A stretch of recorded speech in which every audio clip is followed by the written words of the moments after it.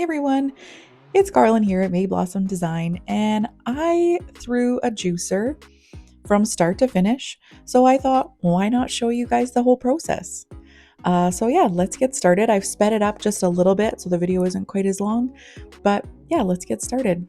So I've talked about this a bit before. I don't really have a bat system.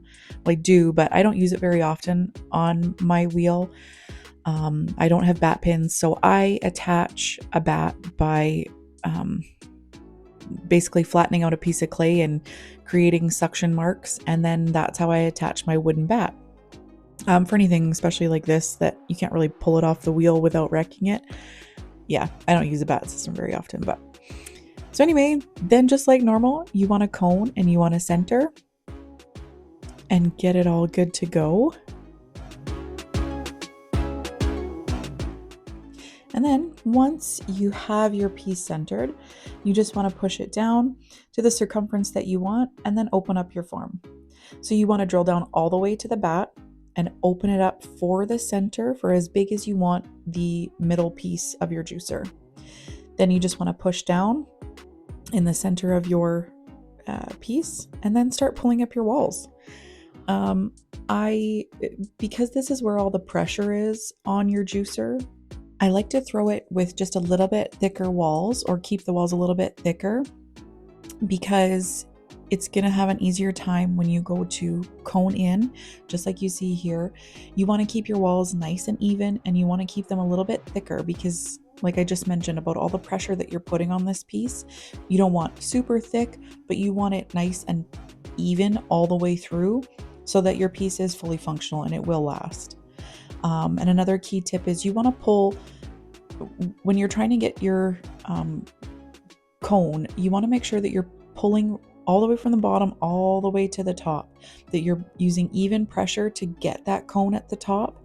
Because again, once you get it closed off, you want that even thickness throughout the whole middle of your piece. And don't get frustrated if this takes some finessing, because it totally can. It can take a little finessing, so don't get too frustrated with that.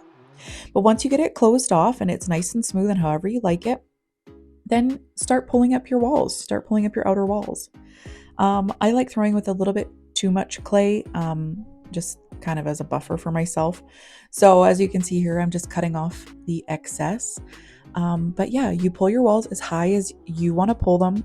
I don't make super high walls, but yeah, I do bowl them out just a touch, just to make it look like a little bit of a bowl. I clean up any water on the inside. And this is another thing I didn't mention when you're doing your cone. Make sure that you clean up the water on the inside of that cone as well. You don't want any water sitting in there, just like you don't want any water sitting on the inside of your juicer either. Then just trim up your piece. Trim up as much as you can because it makes the final trimming a lot easier.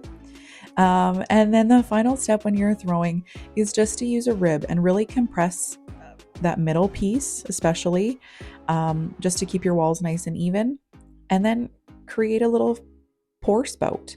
As you'll see here, it's just a little mark with your finger. Then you want to wire it off and let it dry. And then once it's dry, we can trim it. Now for trimming, I didn't have a chuck for this, but I did have a mug base that I was using, and it works just fine too. So I just set the piece on the inside.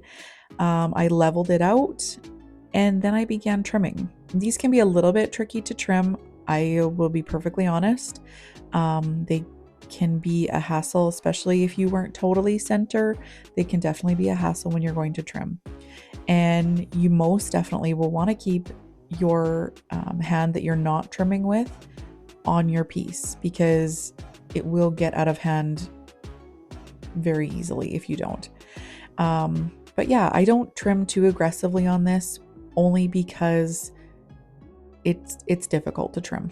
And if you have an easier way of trimming these things, please let me know. Let me know in the comments if you have an easier way to trim a lemon juicer or whatever kind of juicer you're making.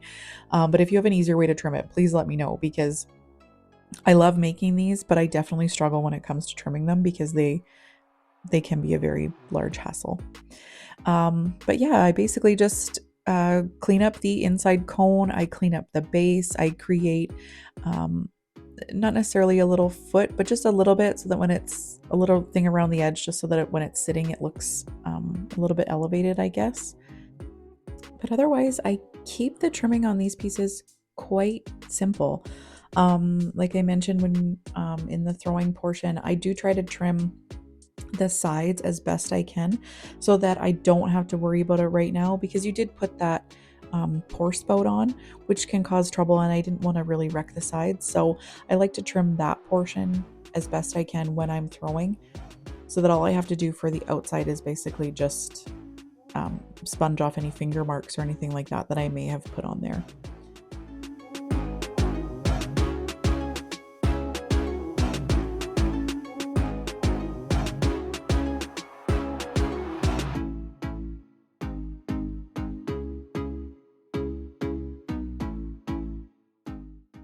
Then once we're done the trimming phase, I just dump out all the shavings.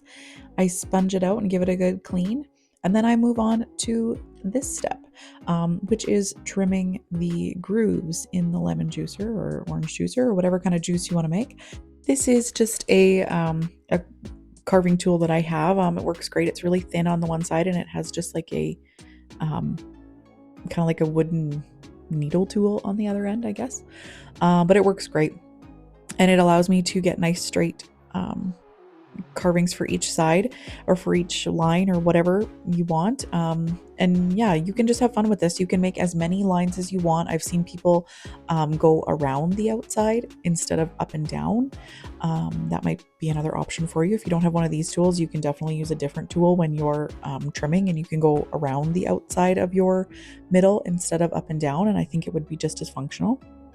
The only thing that I've noticed is that when you're carving, you just want to make sure that your lines are thick enough so that when you do put the glaze and stuff on, that those lines don't get kind of lost in the thickness of the glaze.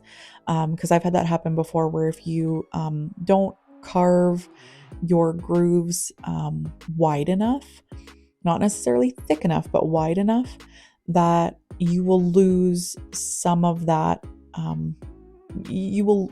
It won't be as functional. It won't work quite as well because you won't have that groove there. It'll be almost like too soft when you put the glaze in there. So just make sure that you make them wide enough so that you don't lose them when you put the glaze on. Then after you're done carving, you just want to give it a good cleanup with your sponge, then let it dry. And yeah, then we get ready for the next step. So then you want to bisque your piece. I bisque to cone 04. And yeah, once it comes out of that kiln, then you can start glazing.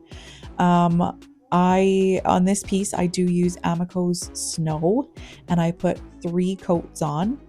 I didn't mention this in the beginning, but the clay that I'm using here is Plainsman 340S. So it is a speckle.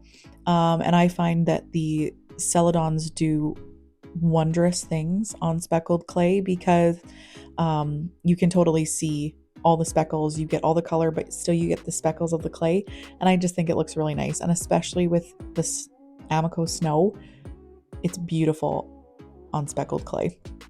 So yeah, I use it quite a bit on my speckled clay. So I use 3 coats of Amico's Snow. I wouldn't say that I'm like a generous glazer, but Amico Snow is such a stable glaze that you definitely can go thick and it won't, I'm pretty confident that it's not going to run on you. But you definitely want to do 3 coats. I find it to be patchy if you don't do 3 coats. So definitely 3 coats. You definitely want to stay with 3 coats. And for anybody who is interested, I will leave links to all of the tools that I use in this video. I will leave them in the description below. So if you want, you can check those out. Otherwise, I will just finish glazing and we will move on to the very final step.